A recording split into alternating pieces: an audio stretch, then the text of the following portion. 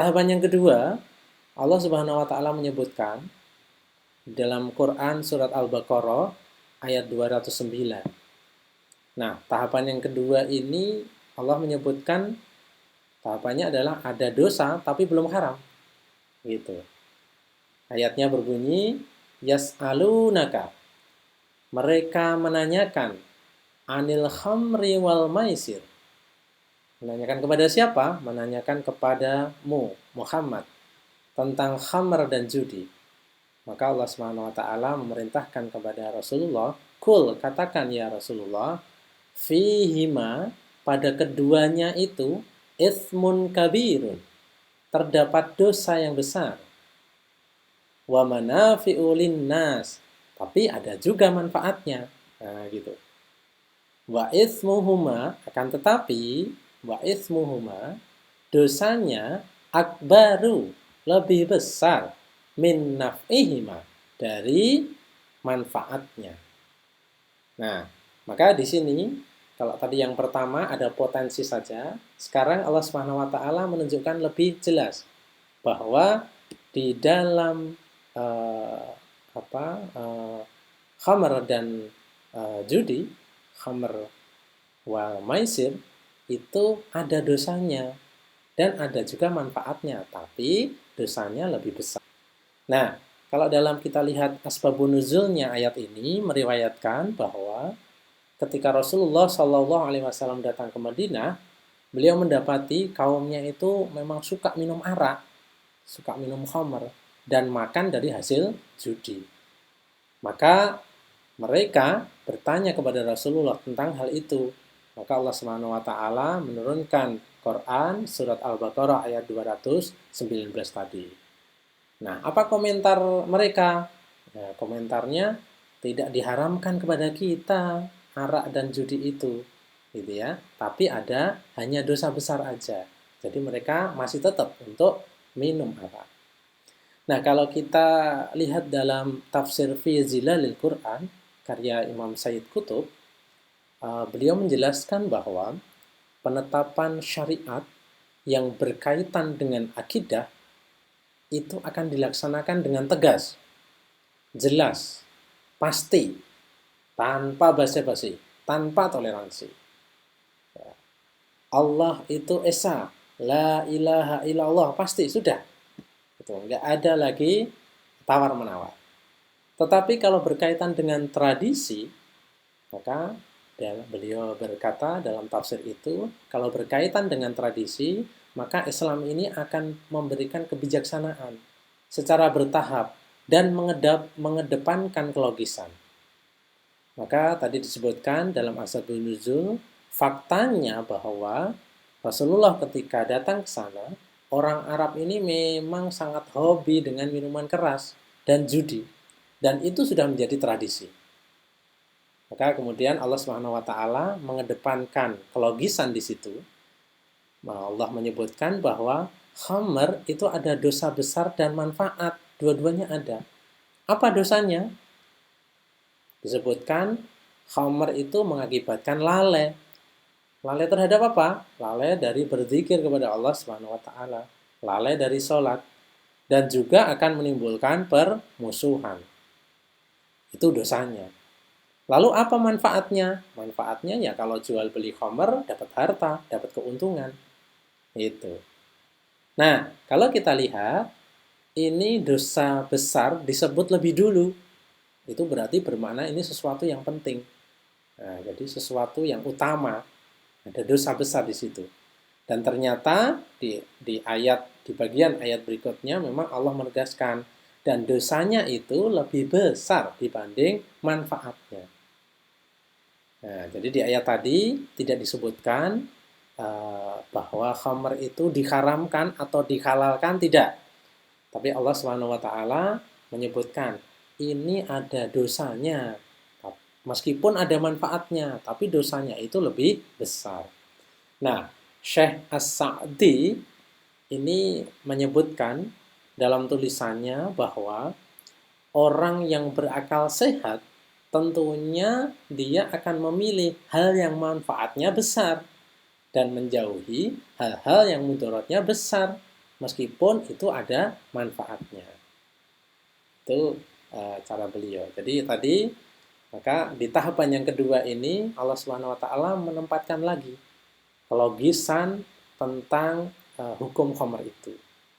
Gitu ya. Jadi ini yang kedua. Nah, yang ketiga, tahapan yang ketiga ini tahapan yang semakin jelas lagi bahwa khamr itu haram pada saat-saat tertentu. Nah, Allah Subhanahu wa taala menerangkan dalam Quran surat An-Nisa surat yang keempat ayat 43, Ya ayyuhalladzina amanu, wahai orang-orang yang beriman, la, janganlah taqrabu, kalian mendekati apa? As-sholata, mendekati salat, wa antum sukaro, padahal kalian itu dalam keadaan mabuk. Nah, gitu. Janganlah kalian mendekati sholat padahal atau ketika kalian dalam keadaan mabuk. Hatta sehingga ta'lamu, kalian mengetahui, kalian sadar ma taqulun, apa-apa yang kalian ucapkan. Ayat ini berdasarkan asbabun nuzul dari Abu Dawud, At-Tirmidzi, dan Al-Hakim yang meriwayatkan bahwa dari Ali, sahabat Ali radhiyallahu anhu, pada suatu hari Abdurrahman bin Auf, sahabat Nabi ini membuatkan makanan, minuman untuk kami. Lalu dia mengundang Ali dan kawan-kawan para sahabat ini untuk makan dan juga menyediakan minuman khamar. Nah ini, karena dulu memang belum dilarang gitu. Lalu disampaikan Ali radhiyallahu anhu ini minum khamr itu. Minum seperti biasa, makan, kemudian minum khamr. Nah, ketika tiba waktu sholat, Ali ini yang diminta untuk jadi imam. Maka kemudian Ali ini membaca surat Al-Kafirun. Bismillahirrahmanirrahim. Qul ya ayyuhal kafirun. Katakan, hai orang-orang kafir, la a'budu ma ta'budun. Aku tidak akan menyembah apa yang kamu sembah. Masih benar nih sampai ayat 2. Tapi begitu ayat 3, wa nahnu na'budu ma ta'budun. Nah ini yang salah ini. Dan kami akan menyembah apa yang kamu sembah. Nah, maka karena maaf, tadi dalam keadaan setelah minum khamar, dalam keadaan tidak sadar, tidak tahu, mabuk, kalimatnya berbeda, gitu. Maka turunlah Quran surat An-Nisa ayat 43 tadi sebagai larangan sholat dalam keadaan mabuk. Nah, maka setelah itu umat Islam ketika setelah itu akan memilih-milih waktu ketika minum khamrnya kapan. Nah, gitu. Waktu-waktu pendek mereka nggak akan minum khamr karena dekat dengan waktu sholat. Misalnya, antara waktu zuhur dan asar. Ini pendek, kira-kira 3 jam. Asar sampai maghrib juga pendek, kira-kira 3 jam. Maghrib ke isya, lebih pendek lagi. Nah, kan gitu. Jadi ini mereka tidak minum pada saat-saat itu. Dari zuhur sampai isya. Nah, kalau ingin minum, mereka akan memilih waktu yang longgar, yang jauh dari sholat. Apa itu? Yaitu setelah isya atau setelah subuh. Nah, barulah mereka minum.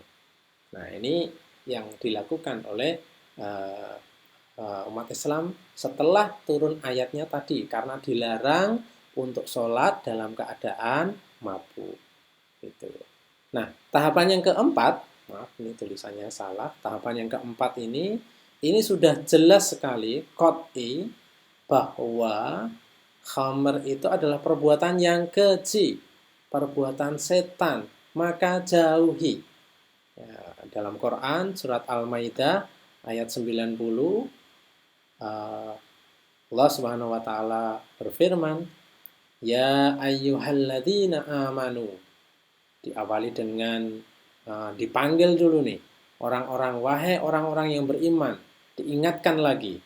Karena nanti begitu kita disebut orang beriman, maka konsekuensi keimanannya itu adalah harus mengikuti apa yang Allah Subhanahu wa taala perintahkan. Maka disebut ya ayyuhalladzina amanu innamal khamru, sesungguhnya khamru minuman keras, wal maisir dan berjudi, wal ansab dan berkorban untuk berhala, wal azlam dan mengundi nasib dengan anak panah.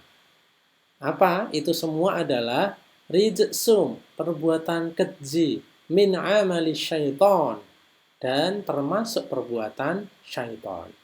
Maka ini penjelasannya bahwa itu perbuatan keji, perbuatan setan. Maka perintah berikutnya adalah fajtanibuhu, maka jauhilah perbuatan-perbuatan tadi, la'allakum tuflihun, agar kalian beruntung. Nah, ini dalam asbabun nuzulnya disebutkan bahwa ada dua golongan suku Ansor yang sebetulnya hidup rukun, nggak ada apa-apa, nggak ada masalah gitu. Tapi karena mereka itu memang suka hobi minuman khamr tadi sampai mabuk, akhirnya berantem, nah, gitu, berantem. Ada saling mengganggu dan kemudian sampai ada luka di muka, di kepala. Nah, maka karena itulah pudar rasa keluargaan mereka, persahabatan mereka itu. Timbul rasa permusuhan, saling menuduh, saling mencela antar suku tadi. Nah, timbul dendam kesumat dalam hati mereka. Maka itulah yang disebut dengan tadi rijsum min amali syaiton. Itu melukiskan keberhasilan setan dalam mengadu domba sesama orang beriman tadi. Karena sebab apa? Sebab minum arak dan main judi. Maka kemudian dalam ayat ini setegas Allah Subhanahu wa taala melarang untuk meminum khamr. Jadi ini adalah ayat yang terakhir diturunkan oleh Allah Subhanahu wa taala memberi keputusan tentang pengharaman khamr. Jamaah yang dirahmati Allah Subhanahu wa taala, kembali ke tadi bahwa kita Al-Qur'an ini memang Al-Qur'anul Hakim. Al-Quran ini penuh dengan kebijaksanaan, penuh dengan hikmah, akan berbicara kepada siapa dengan bahasa mereka, akan sesuai dengan kondisi mereka. Karena catatannya tadi, sebagaimana yang disampaikan oleh Imam Syed Qutb dalam hal-hal tauhid, maka Islam ini tegas, keras, langsung, tanpa basa-basi, tanpa toleransi. Sedangkan dalam tadi disebutkan dalam tradisi, ada kebijaksanaan-kebijaksanaan yang dilakukan, termasuk dalam contohnya adalah dalam pengharaman khamr tadi.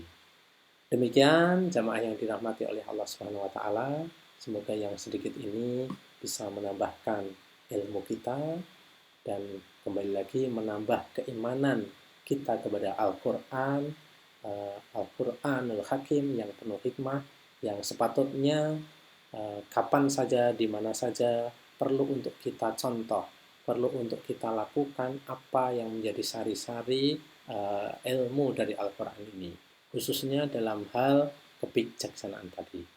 Terima kasih atas perhatian yang diberikan. Ada benarnya datangnya dari Allah Subhanahu wa taala, ada salahnya dari saya. Assalamualaikum warahmatullahi wabarakatuh.